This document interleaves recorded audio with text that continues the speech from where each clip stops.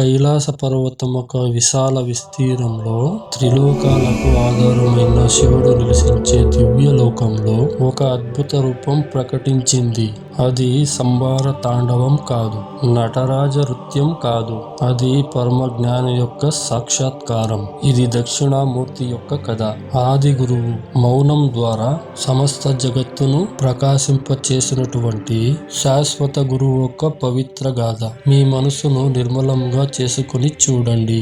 సృష్టి సంపూర్ణమైన తరువాత బ్రహ్మదేవుని మానసపుత్రులైనటువంటి సనక, సనందర, సనాతన మరియు సనత్ కుమారులు, ఈ నలుగురు మహర్షులు పరమ సత్యం కోసం అన్వేషణ ప్రారంభించారు. వారు చిన్న వయసులో కనిపించిన వారి జ్ఞానం యుగాలికి సాటి. వేదాలను అధ్యయనం చేశారు, గొప్ప తపస్సు చేశారు, ధ్యానంలో మునిగిపోయారు. కానీ వారి హృదయాలు ఇంకా శాంతిని పొందలేదు. ఒక అంతిమ ప్రశ్న వారిని వెంటాడుతూనే ఉంది.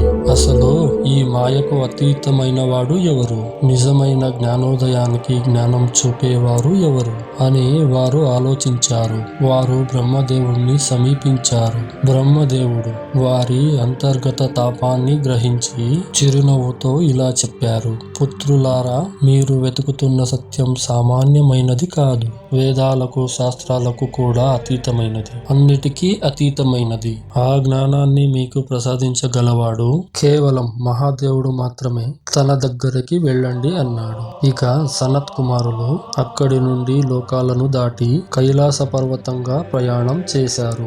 అనేక దినాలు తపస్సు తరువాత ఒక పవిత్రమైన అడవిని చేరుకున్నారు. అక్కడ ఒక్క మహా వటవృక్షం, అంటే ఒక్క పెద్ద మర్రి చెట్టు కింద దివ్య ప్రభావంతో ప్రకాశిస్తూ ఉంటుంది. ఒక యువ తపస్వి కనిపించాడు. ఆయన దక్షిణ దిశ వైపుగా ముఖాన్ని చేసి కూర్చున్నాడు. కళ్ళుని అర్ధంగా మూసుకుని ముఖం శాశ్వత శాంతిలో ప్రకాశిస్తూ ఉంది. సనత్ కుమారులకు వెంటనే అర్థమయ్యింది, ఈయన సామాన్య తపస్వి కాదు. ఇది శివుని యొక్క దివ్య రూపం, దక్షిణామూర్తి, సర్వ జ్ఞానానికి మూర్తి రూపమని. వారు భక్తి శ్రద్ధలతో నమస్కరించి గురువు పాదాల వద్ద వినయంగా కూర్చున్నారు. వారి హృదయాలు తెలుసుకోవాలని దాహంతో నిండిపోయాయి. గంటలు గడిచాయి. యువ గురువు ఏమీ మాట్లాడలేదు. ఎటువంటి మంత్రాలు లేదు, ఎటువంటి శ్లోకాలు లేదు, ఎటువంటి ఉపదేశాలు లేదు. కేవలం గాఢమైన మౌనం మాత్రమే ఉంది. కానీ ఆ మౌనం కూడా ఖాళీగా లేదు. అది అర్థంతో నిండి ఉంది. అది జ్ఞానంతో పొంగి పొర్లుతూ ఉంది. ఆ పవిత్ర మౌనంలో సనత్ కుమారులు మనసుల యొక్క నిశ్చలమయ్యాయి. వారి ఆలోచనలు అక్కడే ఆగిపోయాయి. వారి అహంకారం కరిగిపోయింది. వారి అజ్ఞానం ఉదయాన్నే సూర్యోదయం ముందు మంచు కరిగినట్టుగా కరిగిపోయింది. ఆ దివ్య క్షణంలో వారికి అన్నీ అర్థమయ్యాయి. అసలు జీవితం యొక్క అసలు అర్థం, మాయ యొక్క భ్రమ, ఆత్మ యొక్క శాశ్వత సత్యం, బ్రహ్మం యొక్క సాక్షాత్కారం. గురువు ఒక్క మాట కూడా మాట్లాడలేదు. కానీ ఆ శిష్యులకు సర్వం తెలిసింది. వారు కృతజ్ఞతలతో తలను వంచుకొని చెప్పారు: ఓ ప్రభు, మీ మౌనం వేదాల కంటే ఎక్కువ బోధించింది. మీ నిశ్శబ్దం వేల గ్రంథాల కంటే మేలైన జ్ఞానాన్ని మాకు ప్రసాదించింది. మీకు సాష్టాంగ నమస్కారమని. అసలు దక్షిణామూర్తి యొక్క సందేశం ఏంటి? మౌనం యొక్క అర్థం ఏంటి? దక్షిణామూర్తి యొక్క మౌన బోధన మనకు ఈ లోతైన సత్యాన్ని బోధిస్తుంది. నిజమైన జ్ఞానం పదాల ద్వారా రాదు, అది మన లోపలి నుండి ప్రకటిస్తుంది. జ్ఞానం బయట నుండి నింపబడదు, అది మీ అంతరంగంలో ఇప్పటికే ఉంది. గురువు కేవలం దాన్ని మేల్కొల్పుతాడు. గురువు మిమ్మల్ని కొత్త విషయాలతో ఎప్పుడు మీలో ఉన్నదాన్ని ఇప్పటికే మేల్కొల్పుతాడు. సూర్యుడు వెలుగును సృష్టించడు, అతడు కేవలం చీకటిని తొలగిస్తాడు. అదే విధంగా గురువు జ్ఞానాన్ని ఇవ్వడు, అజ్ఞానాన్ని మాత్రమే తొలగిస్తాడు. మరి దక్షిణ దిశలో ఉన్న మర్మం ఏంటి? దక్షిణ దిశ యమదేవుడు, అంటే మరణం యొక్క దిశ. దక్షిణామూర్తి దక్షిణం వైపు కూర్చోవడం చాలా లోతైన సందేశాన్ని ఇస్తుంది. మరణానికి భయపడకండి, ఎందుకంటే ఆ మరణం కూడా కేవలం మాయ మాత్రమే. ఆత్మ అనేది శాశ్వతం. ఇక మౌనం దానిలో ఉన్నటువంటి సర్వ సర్వోత్కృష్టమైన బోధన. మనస్సు మాట్లాడేటప్పుడు అది పరిమితమైనది. మౌనంలో అది అపరిమితంగా విస్తరిస్తుంది. మరి దివ్య చిహ్నాలు, అలాగే దక్షిణామూర్తి యొక్క స్వరూప రహస్యాలు. దక్షిణామూర్తి రూపంలో ఉన్న ప్రతి ఒక్క చిహ్నం ఒక లోతైన సందేశాన్ని కలిగి ఉంది. వటవృక్షం, శాశ్వత విశ్వం. వటవృక్షం ఎప్పటికీ నిలిచే ఉంటుంది. అది లక్షలాది జీవులకు ఆశ్రయాన్ని ఇస్తుంది. అదే విధంగా భగవంతుడు కూడా ఆ వటవృక్షం లాంటి వాడే. సమస్త సృష్టికి తనే ఆధారం. దక్షిణామూర్తి యొక్క యువ రూపం శాశ్వత తాజాతనం.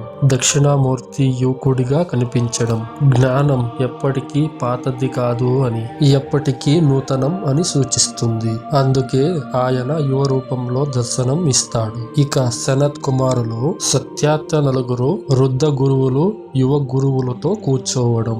దీని యొక్క అర్థం జ్ఞానం అనేది వయసుకు సంబంధించినది కాదు. అదే విషయాన్ని సూచిస్తారు. ఇక భావం అంటే సర్పం, ఇంద్రియ నిగ్రహం, మెడలో చుట్టుకున్న పామును సూచిస్తుంది.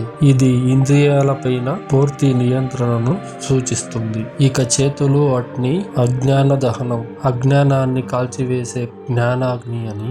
వీణ, విశ్వ సామరస్యం సంగీతం, ఆత్మ మరియు బ్రహ్మం మధ్య పరిపూర్ణ సామరసాన్ని సూచిస్తుంది. చిన్మయ ముద్ర, ఇది ఒక జ్ఞాన సంకేతం. చేతివేళ్లతో చేసే ముద్ర పరమ జ్ఞానానికి ప్రతీక.